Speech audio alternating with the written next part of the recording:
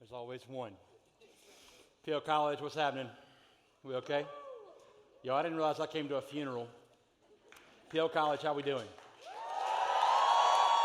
Listen, I'm only 8 months old here in Oxford, but word on the street is we ain't never lost a party, and y'all walked up in here like somebody had died right before I walked out here. And so we'll get the energy up one day. We'll be comfortable together to be good. My name is Graham, and if we haven't met yet, I'd love to before you leave tonight. I serve as one of the pastors here at Pine Lake. I get to support and kind of serve alongside our preschool kids, students, and you guessed it, our college team here at Pine Lake, and it's an honor and a joy to do that. It's an honor and joy to be with you tonight here at PL College. It's going to be a good night together. If you have a Bible, John chapter 11 is where we're going to be tonight. John chapter 11, maybe a familiar text for some, maybe for others it may be fairly new, but either way, either boat you find yourself in, we'll get through it together. John chapter 11, beginning in verse 1 in a moment. But before I do that, I want to introduce you to somebody. On the screens joining us tonight is a guy by the name of Bob Gross. Bob Gross was an integral part of the 1970, late 70s, early 80s Portland Trail Blazers basketball team. Any Portland Trail Blazers fans in the house? I didn't think so. Portland Trail Blazers fans. Bob was a huge part of a team that was a fairly successful team in that day. And Bob, at some point during the season, and I think it was the 77 season, he sustained what would be known as a stress fracture in his right foot. And the problem with that is that Bob was really good at basketball. And so his team didn't want him to be sidelined for any length of time, kind of a big season, kind of a big push toward the playoffs. So they basically did what any sports team, any organization does when someone important gets hurt. They just pump them full of painkillers as best they can to get through it. And so what this looked like for Bob, it was a stress fracture that they just didn't want to deal with right then. And so they began to inject painkillers, listen to it, before every game, at halftime of every game, and then after every game. And he was so jacked up on the painkillers that it became very numb to him. He didn't feel any of the pain. They didn't actually fix anything, but they created a situation where he didn't have to feel the pain that the fracture was causing until a game that he played against the Boston Celtics, where he went up for a rebound, came down on that right foot, and you guessed it, it broke. Problem, Bob was so cooked up on the painkillers, he didn't feel it.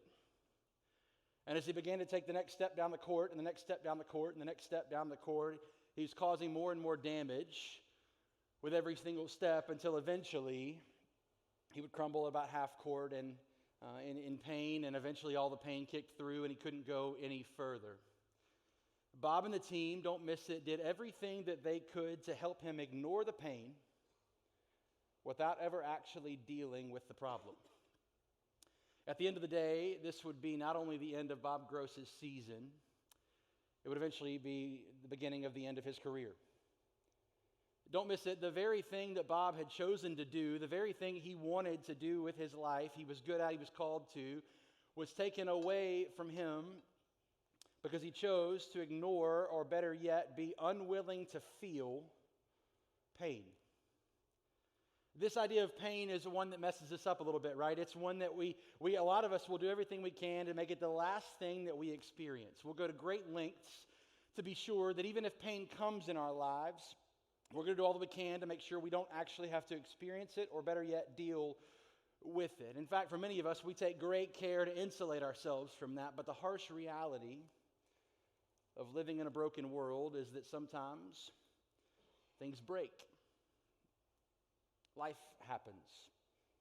Things don't go as planned. Heartache finds you. Difficult situations take form. And for many, the reflex, the knee-jerk reaction is to do whatever we can, whatever is necessary to make sure that discomfort, inconvenience, or heartache is just not part of our story. It's not part of our plan. Maybe some of us will try to begin to depend on and cope with things that are unhealthy to us and those around us.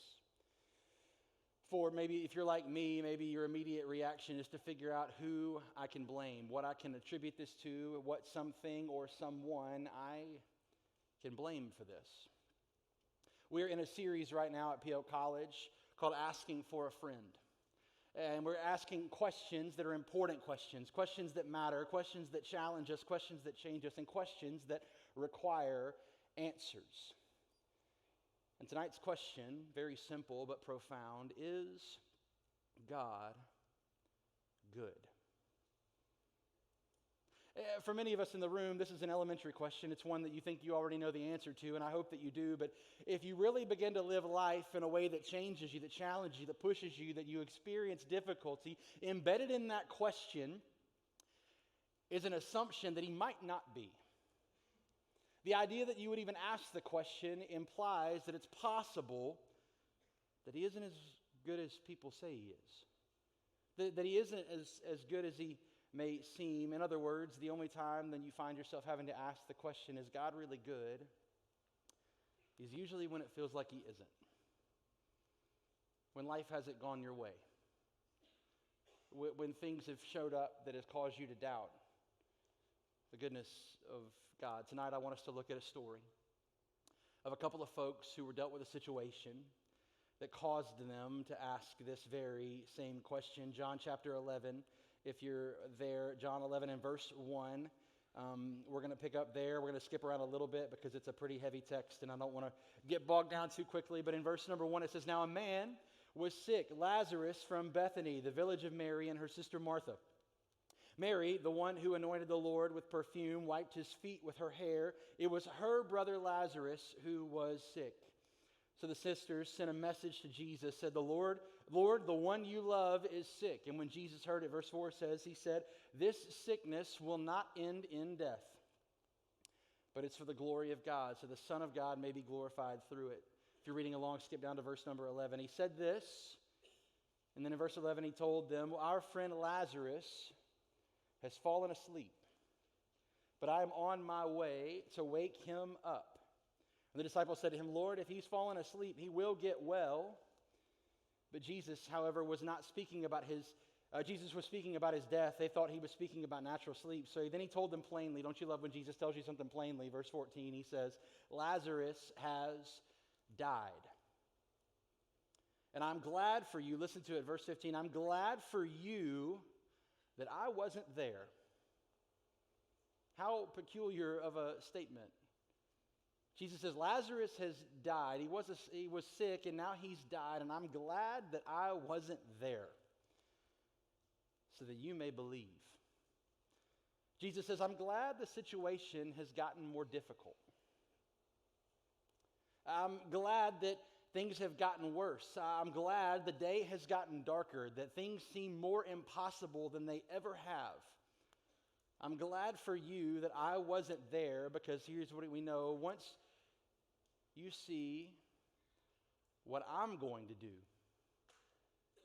your faith will be that much stronger. He's calling his shot here. This is the proverbial point the bat over the left field fence. He says, I know it got dark, and I'm glad it's dark. I'm glad it seems impossible, because watch what I do with this. Verse 17 says, when Jesus arrived, he found Lazarus had already been in a tomb for 4 days. Bethany, the town that they went to, was near Jerusalem, about 2 miles away. Many of the Jews who had come to Martha and Mary to comfort them about their brother. As soon as Martha heard that Jesus was coming, she went to meet him, but Mary remained seated in the house. And Martha said to Jesus, verse 21, Lord, listen to it, if you had been here, my brother wouldn't have died. Lord, if you'd been here, if you'd have made it in time,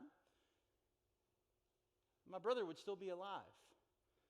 Yet even now, she says, I know whatever you ask from God, God will give you. And Jesus says it again, your brother will rise again. And Martha said, I know he's going to rise again in the resurrection at the last day. Jesus says, I am the resurrection. I am the life. The one who believes in me, even if he dies, will live. Martha is saying, I know that one day when you make all things right, when you rapture the whole church to heaven, when you do all of that, that's going to be when he's alive again. I get that it's a metaphor. And Jesus says, no. It's not a metaphor. I'm the life giver. I am the resurrection. I am the new life.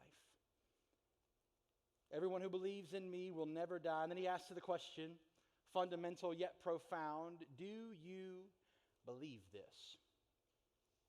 And she says, yes, Lord. Verse 27, I believe you're the Messiah, Son of God who comes into the world. Having said this, she went back, called her sister Mary, saying in private, "The teacher is here and is calling for you." I wish I had time to get into the language she used here for the word teacher, but it implies that she knew she was in school in this moment. It implies that she saw herself as a student. That is, she had originally asked for Jesus to be the healer, and Jesus showed up to be the teacher. You see the difference? Martha is saying, "Fix it. You should have been here to fix it." Jesus is saying, I have a different agenda. You thought you needed a healer, but I have showed up to be the teacher. She says, "The teacher is here, and he's calling for you." In verse 29, as soon as Mary heard this, she got up quickly and went to him. And Jesus, this is important, verse 30, had not yet come into the village, but was still in the place where Martha had met him. And the Jews who were with her in the house, consoling her, saw that she got up quickly and went out, so they followed her, supposing that she was going to the tomb to cry there. And verse 32, as soon as Mary came to where Jesus was and saw him, she fell at his feet and told him, "Lord, if you would have been here, my brother wouldn't have died." Now, obviously, Mary and Martha had a staff meeting before this. They compared their notes and said, "What are you going to say to Jesus?" Okay, that sounds good. I'll say that too. And so they had their thoughts coordinated together, and they both say the exact same thing. If you would have been here, my brother wouldn't have died. In verse 33, he says, when Jesus saw her crying, and the Jews who had come with her crying, he was deeply moved in his spirit, and he was troubled. "Where have you put him?" he asked. And they said, "Lord, come and see." Verse 35, very simply, he says, Jesus wept. It's the first verse in the Bible I ever memorized. Such a proud 26-year-old. Jesus wept, the first verse that I ever memorized. And yet it's one that messes me up. How could, in the world, could the God of the universe be this broken up, moved to tears over a situation that he could have prevented? How am I supposed to believe that God is as sovereign as he says he is, as strong as he says he is, as powerful as he says he is, and yet he's so broken up over something he could have controlled? And it's also odd that Jesus is this emotional, this messed up, when he already knows the end of the story.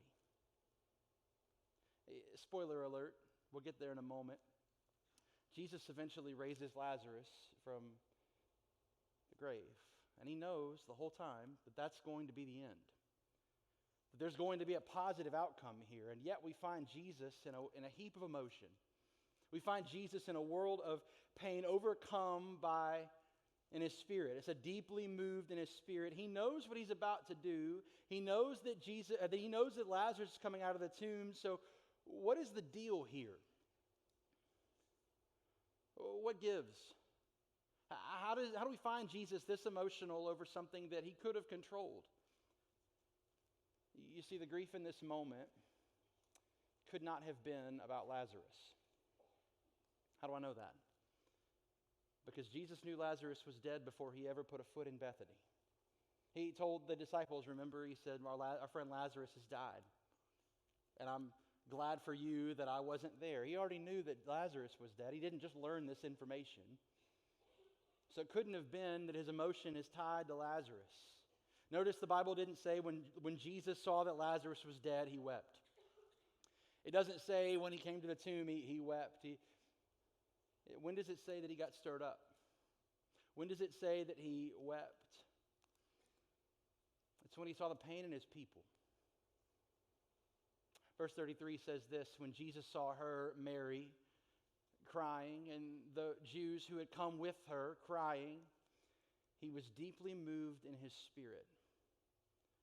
He was troubled. It's when he saw the hurt on the faces. It's when he felt the weight of the room. It's when he saw the tears in the eyes and the weight of the brokenness of the world in full force and in full effect. Students, this moment of emotion, this expression of real and honest and deep grief is all the evidence that you and I need to believe that He is a God who will sit with us in our pain. He will sit with us in our pain. He has a plan. He knows what He's doing. He's not worried about the outcome. He's not biting his nails over what to do now. He still has control. He's not caught off guard. He's not surprised, but He cares enough to sit with us in our brokenness and cry a while. He doesn't move on too quickly. He doesn't just focus on the plan and forget about the people. He's not so process-driven that He's forgetting about being people-focused. He doesn't move on quickly. He doesn't wave a magic wand and just show up, make it all better like you're trying to console a crying baby. Like, He doesn't say, okay, we're good now. Well, look, He doesn't do any of that. He doesn't condemn them for their emotions. He doesn't tell them to toughen up, buttercup. He doesn't do any of that. What does he do? He weeps with them. He sits in the moment. And He doesn't move on from it. Hebrews chapter 4 describes Jesus as a great high priest who is able to, listen to it, sympathize, that is, feel us with our weaknesses. He gets it. He understands. In fact, the central theme in the book of John is the word becoming flesh. This book we're reading out of, the theme of the whole narrative is the word Jesus becoming flesh, human and dwelling, living among man. He's a God who's going to sit with people in their pain who have been beaten up by life and just hurt with them. You work in my industry long enough, you're faced with a question. If God is so good, then why do bad things happen? Why do bad things happen to good people? Why is the world so messed up? Why, if God is as good as you say He is, then how do you explain fill in the blank? And the truth is, I'm not God. But here's what I do know. This world is a broken one. And in a broken world, sometimes things are going to break. And God's solution to that brokenness is not to fix this world. It's to create a new one. Heaven is God's solution, and just be honest with you, we ain't home yet. C.S. Lewis said, if I find myself with desires that cannot be satisfied in this world, the only logical explanation is that I was created for another world. We're not home yet. The story of the Old Testament is God trying to fix everything that man had done over and over and over again. Sin enters the world through Adam. He says, there's one rule, you have one job, don't eat the fruit from this tree. And what do? Almost immediately they go, you know what sounds like a good idea? And so they run over to that tree and they blow it. And everything gets introduced into the world. Brokenness, sin shatters everything. And the whole story of the Old Testament is God's people in rebellion and repentance, rebellion, repentance, rebellion, repentance, over and over again. They say, give us this and we'll do better. Give us this land. We have to go, how far? Give us this king. No, not like him. We want a different one. And they do this over and over again. The good news is they only did this for thousands of years. And they finally arrive at a moment where God says, I'm not sending any more Band-Aids. I'm not interested in a temporary fix anymore. I'm done. I'm not playing that game. I'm going to come myself.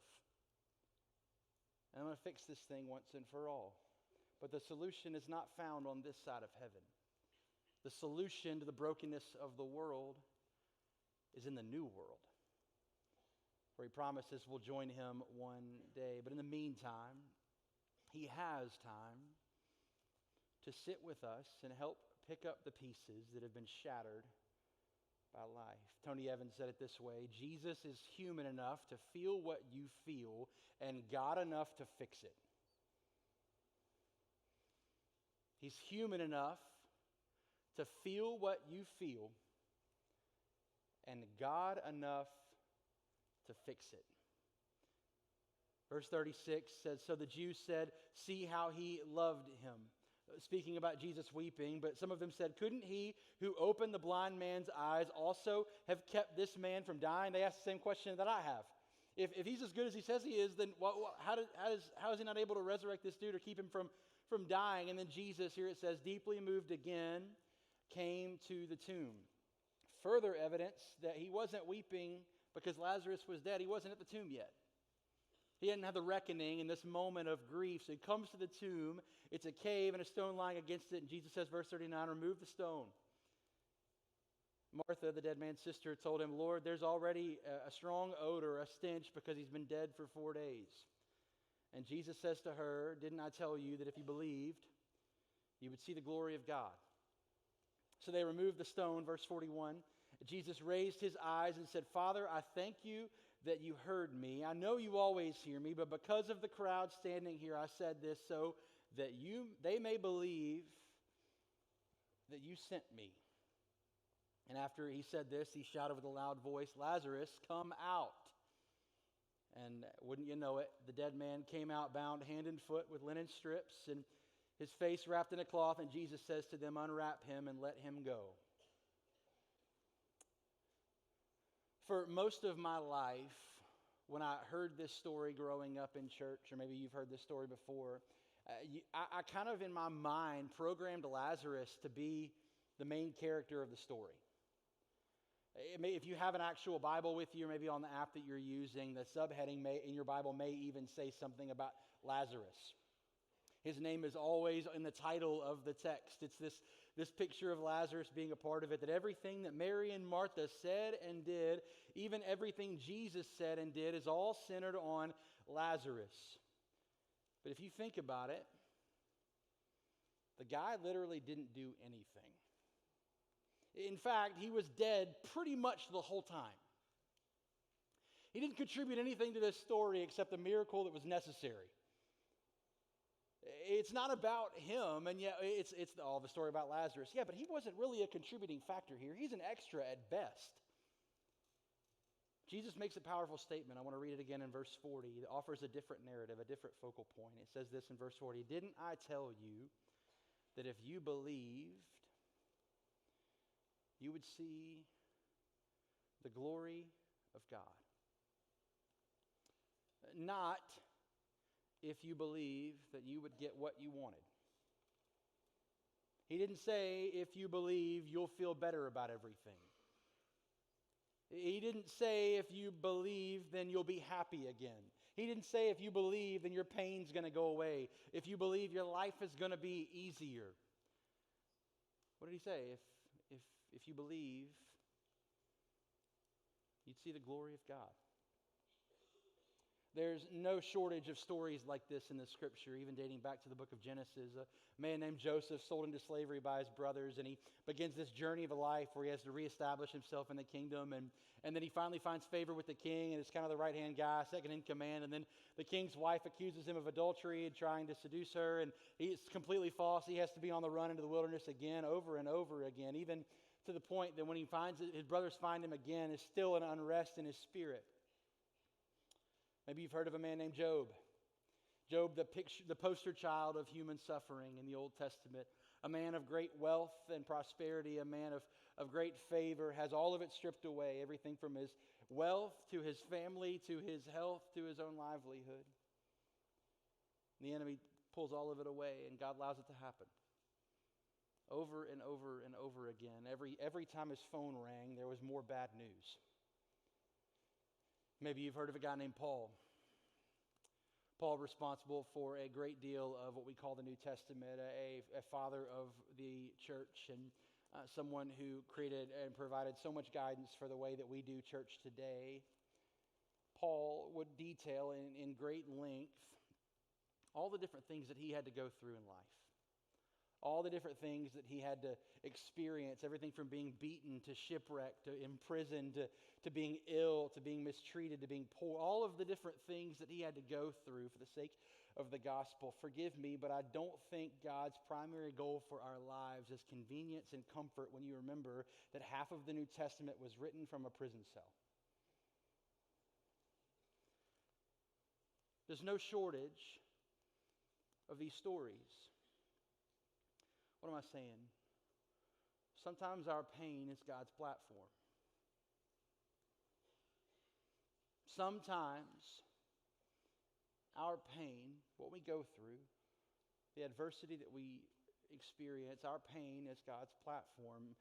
Pain does not challenge the goodness of God. It reveals it. The absence of prosperity, the presence of suffering, the question, is God really good? The things that stir up in us to make us have to even ask that question, that pain, that heartache, that confusion, all of that doesn't have to challenge the goodness of God. It can reveal it. C.S. Lewis said this: God whispers to us in our pleasures. He speaks in our conscience, but he shouts in our pain. It is his megaphone to awaken a deaf world.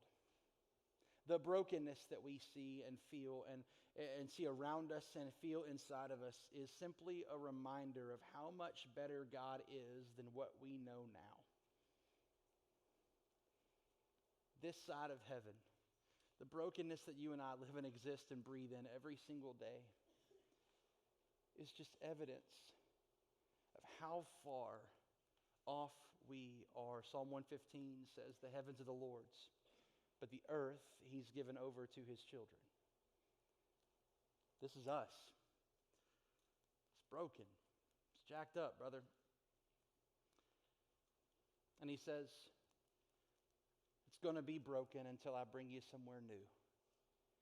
But the pain, the hurt doesn't have to challenge the goodness. It can actually point to how much better Jesus really is. So when everything comes unraveled here in this story, they say the famous words, if you would have been here, my brother wouldn't have died. If you would have been here. I just wonder if maybe you can relate to that phrase, that sentence. I know for me, there have been some life moments where this phrase has come up from time to time. It's come to my mind. God, where are you? If you would have been there in that moment, then I wouldn't have had to see that happen. I wouldn't have had to experience that. Something maybe for you is broken in your life, and in the midst of all of the other emotions, even if just for a moment you're tempted to think, God, where are you? Because you're not here. What is the deal? How could you let this happen? How is this the plan? In a room this size, there are people here tonight who, I'll just be honest, I know have a hard time believing that. Believing in this whole goodness of God. I can't begin to understand everything that walked in the room tonight. I don't know, and I wouldn't even begin to minimize or try to assume that I could know everything that you might be carrying with you right now. Some of you are thinking, man, it sounds good, but if you knew the brokenness that I carry with me every day, this would be a lot harder to answer. If you knew the home that I grew up in, what I had to watch, what I'm still walking through, if you knew the weight that I carry, how lonely I feel sometimes, if you knew how messed up my family is, if you knew, then maybe you'd relate. Maybe you'd know. I know that God has a plan for my life, but here's the reality. Maybe you're in the room and you're going, I know God has a plan for my life, but if this is how it's going so far, how can I trust that he's good? This is where I am right now. It's a mess. And you're up here telling me God's good? What? Can I speak to that person for a moment? Just be honest with you. I don't know when the sun is coming up. But I know it's coming up. My grandmother, who's with Jesus now, used to say, trouble don't last always. I don't know how long the darkness is going to last for you. But I know it won't last a second longer than it's supposed to. Romans chapter 8, a very famous verse that many of us could even recall or quote, says that all things work together for the good. That word good is agathos, which means intrinsically good. It doesn't necessarily mean good, it feels good. It actually translates more directly to necessary. Reread it. All things work together for what is necessary for those who love God and who are called according to his purpose. Here's the reality. Let me paint it very simply. God is eternal. I'm 30. We're going to have different perspectives on what good means. He's much further down the road than I am, and yet I'm the one trying to define what good means. He's God, I'm 30, he's probably right. He's been there before. And so, to the person in the room who just finds themselves in a place where you just can't believe this right now, can I offer this to you? You may be in a season of frustration, of discouragement, of darkness, and truthfully, I don't know why. But I can say I have the scars. And I can't fix any of it. You can come to as many PL college services as you want to, and it may not just get miraculously fixed. It's not going to happen overnight. That happens over time. But can I offer you hope in a God who sees much further down the road than you can? You have no idea how he's working. What does it say? All things together. Not just for what feels good, but for what's necessary. And Mary and Martha have this understanding in this moment because they say this sentence, the problem, they say, if you'd have been here, my brother wouldn't have died. The problem here is the story is not about them. How do I know that? Because Jesus is not just there to relieve their pain, he's there to use it. Because Lazarus is coming out of that grave wasn't the end of the story. The text continues in verse 45 and says, therefore, because of this, many of the people who came to Mary and saw what Jesus did believed in him. The story isn't over with Lazarus coming out of the grave. The story concludes with a moment of faith, a moment of belief, a moment of trust. Lazarus, at the end of the day, was an instrument in the hand of God. People believed, faith was increased, lives were changed. That was the point. That was the end goal, but don't miss it. In order for any of that to happen, Lazarus had to die. He had to experience a real illness and a real death. Mary and Martha had to feel a real pain and endure real suffering. Many of the friends who had gathered around them had to deal with real loss. Life had to hit them in the mouth. Hopelessness had to set in.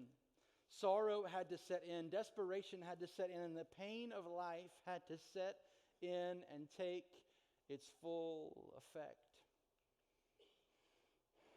I don't know how many of you in the room tonight subscribe to this way of life, and I always offend people when I go down this road.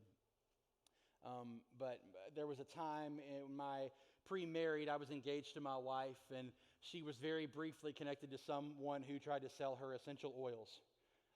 And I don't want to offend anybody, but some of y'all are crazy, man. Like, I'm just gonna be honest with you. Like, it's like, oh yeah, you sprained your ankle, lavender. Oh, you got shot in a Walmart, peppermint. You know what I mean? Like, what? It doesn't make any sense to me. I didn't buy into it. But there was a season when I was engaged where I was having some migraines and some headaches, and I was just taking medicine. It wouldn't fix it.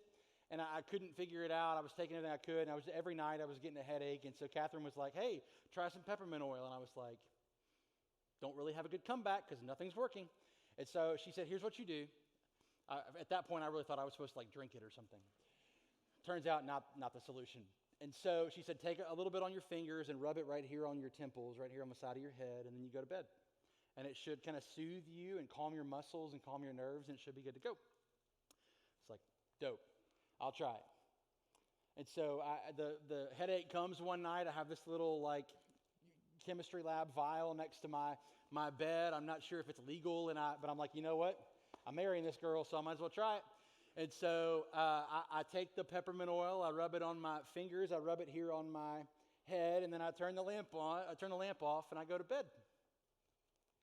It's about 2:30 when my eye itched, and I realized in that moment I never washed my hands. I found out the hard way what peppermint oil feels like on an eyeball. Not great, Bob. And so in this moment, I immediately understand what's happened. I scratch my eye, and then the fire from the hot place shows up in my apartment bedroom, and I'm like, bro, this is how it ends for me. And so I run to the bathroom, and I'm trying to figure out what to do. I'm like flushing water out of the sink, and I'm like dunking my head in the sink, trying to figure out how to get relief. It's burning. My roommate slept on the couch in the living room. I'm not sure he knew he had a bedroom. He slept in the living room every single night. And so he's hearing me just yelling in the bathroom, but he's asleep the whole time. And so I'm like, thanks a lot, Adam. God bless your ministry. And so I walk in through the living room, and I walk to the kitchen. I'm trying to figure out like paper towels and stuff. I'm trying to scratch it out, sweep it out, sweep it out, sweep it out, just not finding relief. So then what do? Any scholar would do. They go to Google. Turns out I'm not the first person to ever Google peppermint oil in eye. God bless that. And so really a lot of encouragement for me. I hit the button and it's like purple, and I was like, oh, someone else has done this before. And so I click on the article, not joking. The first thing I found, it said, do not flush with water. I was like, I'm not getting married. Like, it's over for me. I'm going to die in the bathroom floor a month before I'm married. This is going to be awful. It actually says, hey, if you get peppermint oil in your eye, take a Q-tip, find vegetable oil, and put it on your eye. I was like, the oil was the problem. I'm not doing this again. Fool me once, shame on me, right? But I'm out of options. I've tried everything else, and I can't find relief. And so what do? I walk to the kitchen feeling like if this is just some like punked article right now and it just makes it worse. And I go to the kitchen and I grab a Q-tip out of the drawer, and I go to the kitchen and I take the vegetable oil, I dip it in there, and there to my eye was the oil applied. Glory to his name. Relief. Don't miss it. I had to run out of options. I had to try everything else that I knew to try on my own. I had to do everything that I could do in my own knowledge, my own power, my own strength, till eventually I hit rock bottom. And where did I have to go? To the very thing that I blamed in the first place.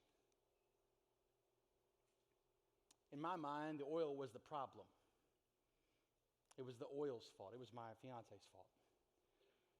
The oil was the problem.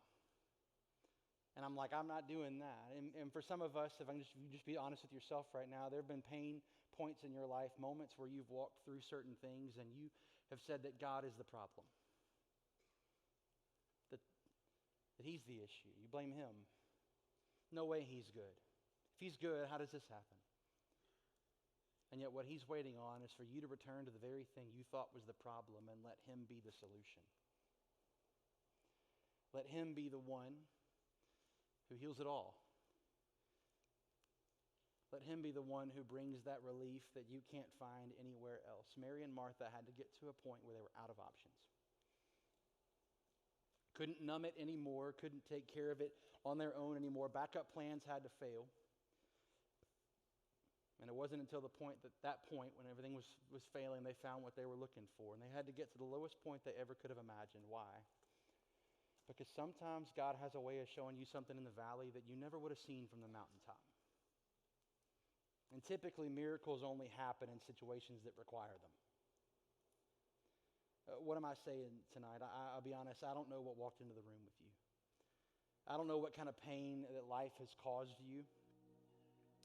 I couldn't begin to understand everything that might be present, everything from a fractured relationship that you're dealing with to the loss of a loved one, parents' divorce, a broken family, a desperate need for approval and acceptance,